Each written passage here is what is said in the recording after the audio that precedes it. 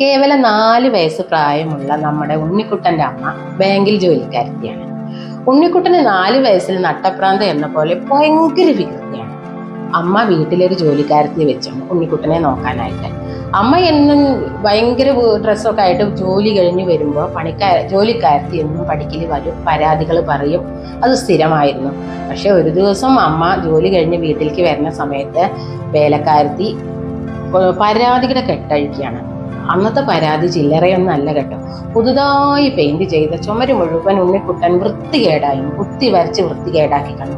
ഇത് കേട്ടോടുകൂടി ജോലി കഴിഞ്ഞ് വരുന്ന ദേഷ്യം കൂടിയുണ്ട്. അമ്മ നല്ലൊരു വടിയെടുത്തു റെഡിയായി ഉണ്ണിക്കുട്ടൻ്റെ അടുത്തേക്ക് പാഞ്ഞു വരികയാണ്. അതോടുകൂടി ഉണ്ണിക്കുട്ടൻ പാവം വികൃതിയൊക്കെ കഴിഞ്ഞ് സോഫയിൽ മയങ്ങി കിടക്കുകയാണ്.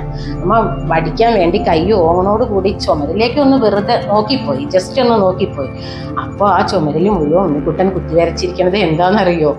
ഐ ലവ് യു അമ്മ, ഐ ലവ് യു അമ്മക്കുട്ടി അവനും തമ്മിലുള്ള സ്നേഹബന്ധത്തിന്റെ ഒരുപാട് വിപുലീകരിച്ച് എഴുതിയിരിക്കുന്നു. അവൻ ചിത്രങ്ങൾ അമ്മക്കുട്ടനെ ഒരുപാട് വരച്ചെന്നു, അവൻ കിസ് കൊടുക്കുന്ന ചിത്രം, അത്രയൊക്കെയാണ് അവൻ ചെയ്തു വെച്ചിരിക്കണം അന്ന്.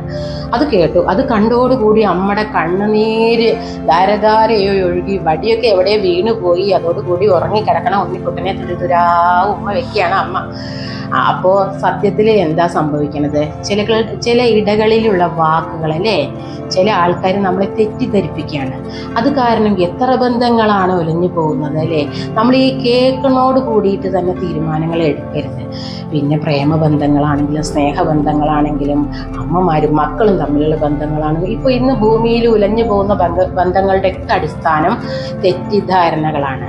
അപ്പോൾ ഈ തെറ്റിദ്ധാരണകളുടെ ഇടയിലും നമ്മളൊന്ന് ചിന്തിച്ചാൽ മതി. സത്യം എന്താണെന്നൊന്നും നമ്മൾ തിരിഞ്ഞു നോക്കിയാൽ മതി. അപ്പോൾ നമുക്ക് മനസ്സിലായിട്ടുണ്ടാവും ചില തെറ്റിദ്ധാരണ കാരണേ കണ്ണടകളുടെ അടക്കം നിറം മാറുകയാണ്. അങ്ങനെയാണ് പല ബന്ധങ്ങളും ഒലഞ്ഞു പോകുന്നത്.